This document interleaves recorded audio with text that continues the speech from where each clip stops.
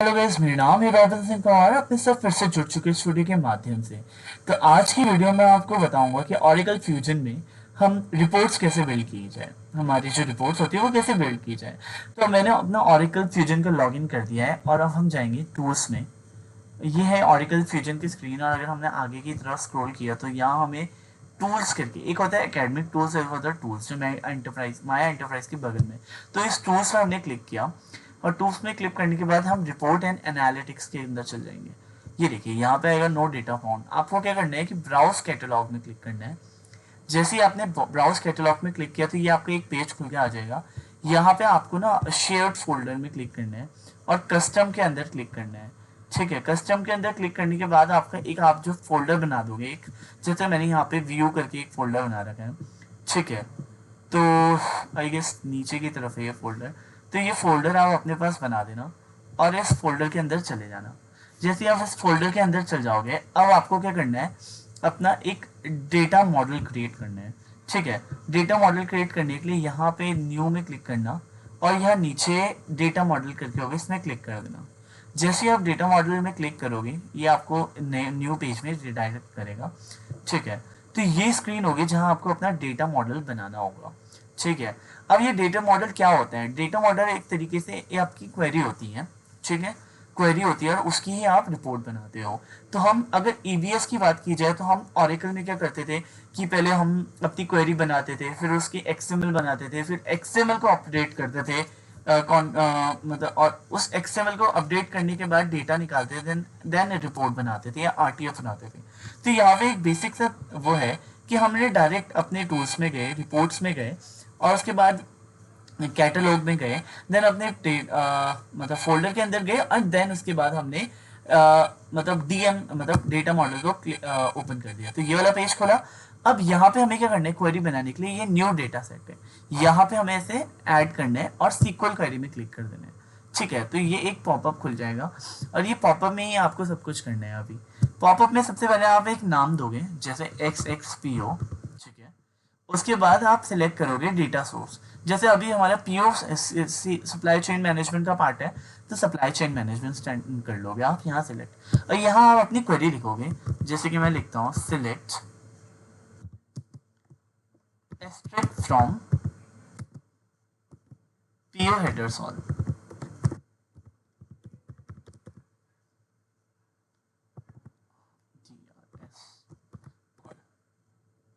ठीक है, अब क्योंकि मैं बताता हूँ इसमें सीन क्या होता है ना कि ये ईबीएस से थोड़ा सा अलग है, तो इसमें कुछ कुछ टेबल्स नहीं चलते।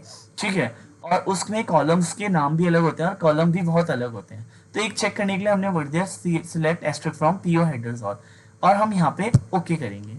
जैसे हम यहाँ पे ओके करेंगे, ये देखिए missing right parenthesis, I guess कुछ प्रॉब्लम आई है। POLECT,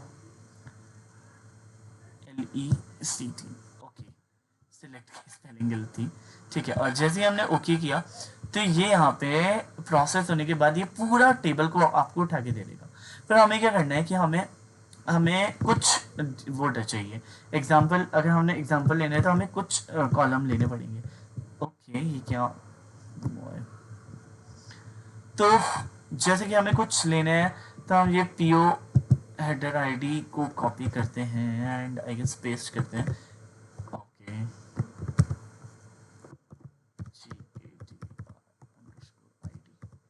ठीक है, ये मैं एग्जांपल के लिए ले रहा हूँ। जब आप अपना काम कर रहे होंगे तो आपको तब चेक लिस्ट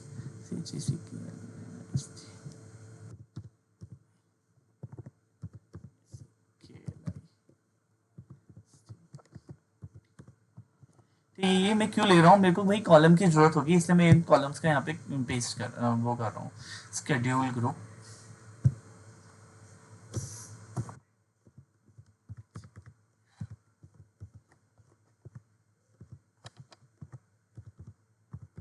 ठीक है, मैं ये 3 कॉलम ही लेता हूँ। ठीक है, तो अब हम क्या करेंगे, हम डायरेक्ट अपने इसमें जाएंगे। पहले तो हम इसे हटाते हैं, और हटाते नहीं है, डायरेक्ट ऐसे करेंगे कि पीओ हेडर आईडी कॉमा,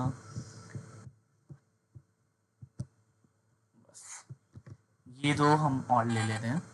ठीक है, ये दो कॉलम्स हम ले लेते हैं यहाँ पे, comma checklist ID comma this.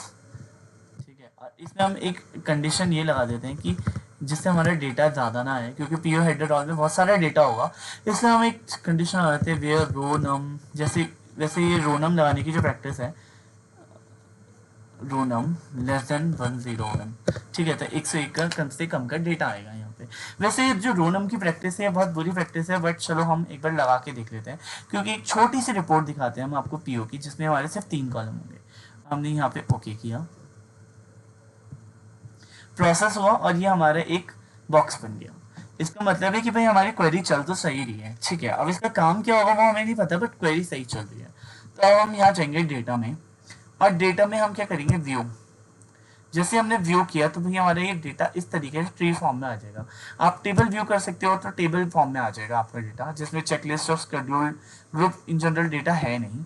हम क्या कर सकते हैं, हम एक चीज कर सकते हैं। मैंने अपनी शायद कोई पुरानी क्वेरी बना रखी होगी। ओके, तो ओके, ये कर सकते हैं हम कि अपनी जो मैंने पूरी पुरानी क्वेरी बना रखी है मैं उसमें से उठा लेता हूँ डेटा। और क्योंकि एक रियल टाइम काम हो रहा है तो थोड़ा सा टाइम भी लगता है और वीडियो लंबी भी हो जाती है। ठीक है, शेड्यूल ग्रुप को हटाते हैं और सेगमेंट वन डालते हैं। ठीक है, और भी कुछ होगा आई गेस पुराने डेटा में, चेक कर लेते हैं। P H A PO header solve में क्रिएटेड बाय उठा लेते हैं, ये भी डाल देते हैं। ठीक है, 3 डेटा डालना था, 3 हो गया। चेकलिस्ट के अलावा ये डाल देते हैं। तो आई गेस अब तो यह आ ही जाना चाहिए। अब अगर हम डेटा में जाते हैं और व्यू करते हैं, तो ये हमारा डेटा मतलब जैसे हम ट्री फॉर्म में दे देता है, ये देखो। ठीक है, हमने एक छोटी सी रिपोर्ट बनानी है जो कि हमने यहाँ पे चेक कर लिया। अब हम क्या करेंगे कि सेव एज सैम्पल डेटा कर देंगे। क्यों, ये सेव एज सैम्पल डाटा कल के दिन हमारे यहाँ काम आता है। ठीक है, अगर आपको रोज ज़्यादा करनी है, आपको 50 रोज देखनी है एक साथ, तो आप 50 रोज को ये भी कर सकते हो, तो यहाँ आपको ज़्यादा रोज देखने को मिल जाएंगी। ये देखिए, आप सेव एज सैम्पल डाटा हमेशा करोगे। ठीक है, अब ये तो था कि आपने अपनी क्वेरी बना दी। अब आपको क्या एक्सएमएल भी निकालनी है इसकी। आपको अगर आरटीएफ जैसे हम उस टाइम पे बनाते तो आप एक्सपोर्ट कर देना। जैसे ही आप एक्सपोर्ट करोगे यहाँ पे वो आएगा कीप करने के लिए, एक को डिलीट कर देते हैं। जब 2 बार क्लिक कर देगा ना आपको, तो आप क्लिक करोगे तो आप यहाँ खोल के देख सकते हो कि आपकी एक्सएमएल जनरेट हो चुकी होगी। एक्सएमएल का जो जैसे हम एक्सएमएल में आपका आउटपुट आता था वो जनरेट हो चुका है आपका। ठीक है, अब क्या करेंगे हम, अब हम करेंगे आ, देखो, अब हम इसको सेव करेंगे सबसे पहले।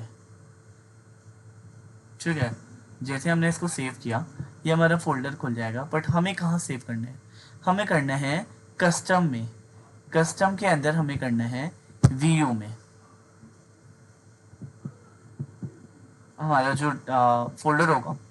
आप कहीं भी कर सकते हैं, बट मैं आपको आपके कस्टम फोल्डर में ही एडवाइस करूँगा कि आप करें इसको टेस्ट अंडरस्कोर डीएम कर सकते हैं। टेक्स्ट अंडरस्कोर डीएम मतलब हम टेस्टिंग के लिए यूज कर रहे हैं, डीएम मतलब डेटा मॉडल। मतलब इस डेटा मॉडल को हमें पहले कहीं सेव करना पड़ेगा। ये डेटा मॉडल सेव हो चुका है। ठीक है, अब इसका हम करेंगे क्रिएट रिपोर्ट। तो अब क्या होता है कि हमारा डेटा मॉडल तो बन गया, मतलब हमारी एक्सएमएल टाइप तो बन गई, बट हमें मॉडल को क्रिएट भी करना है। तो यहाँ पे क्या होता है कि आपका डेटा मॉडल अपलोड स्प्रेडशीट और ये चीज़ें आपको मांगने के लिए आता है। तो क्योंकि आपने डेटा मॉडल को बना रखा है इसलिए आप डेटा मॉडल ही यूज़ करोगे।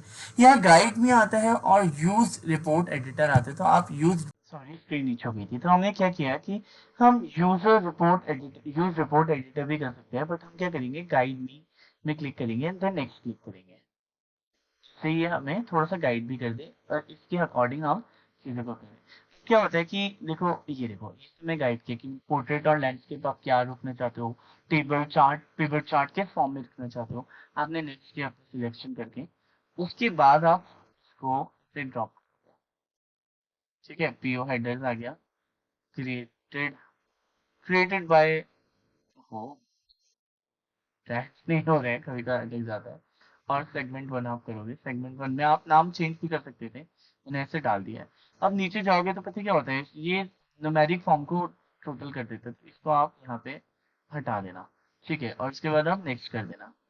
नेक्स्ट करने के बाद आप व्यू रिपोर्ट करोगे, ऑब्वियसली अपनी रिपोर्ट देखोगे भाई कि आपकी रिपोर्ट दिख कैसी रही है एक्चुअली में। ठीक, और फिनिश कर देना। जैसे आप फिनिश कर तो थोड़ा सा टाइम लेता है ये। टेस्ट टेस्ट आप अंडरस्कोर और हमेशा ये लिख लेना कि आप फोल्डर अपने अपने ही फोल्डर में इसको सेव कर रहे हो। It is taking time, but at the end आपको रिपोर्ट का एक छपा हुआ मिल जाएगा। अब देखिए ये है आपकी रिपोर्ट, ठीक है। और आपके पास वो भी है अपनी, ये है आपकी रिपोर्ट 100 लोगों की जो आपके पास आई थी। तो देखो इसमें कितना सिंपल सा है, आराम से रिपोर्ट बन जाती है, बीए रिपोर्ट कितनी इजीली बन रही है। और आप क्या कर सकते हो कि आपकी रिपोर्ट जो बन चुके हैं ना उसमें आप अपनी आरटीएफ पे, अगर आपको बात चांस पता चले कि आपको ऐसे नहीं बनानी थी, आपको किसी दूसरे तरीके से बनानी थी, तो आप अपनी आरटीएफ भी इसमें अपडेट कर सकते हो। तो यही थी आज की वीडियो जिसमें मैंने आपको बताया कि फ्यूजन में आप कैसे अपनी रिपोर्ट बना सकते हो, एक बेसिक से रिपोर्ट बना के दिखाई आपको। होप करता हूँ कि आपको ये इजी लगी हो और बहुत आसानी से आपको समझ आ गया हो। तब तक चैनल के लिए लाइक सब्सक्राइब शेयर और कमेंट जरूर करना और चैनल को ना सब्सक्राइब जरूर कर देना, क्योंकि इससे मुझे बूस्ट मोटिवेशन मिलेगी और मैं आपके लिए नई नई प्यारी प्यारी सुंदर सुंदर वीडियो लाता हूँ। Bye bye.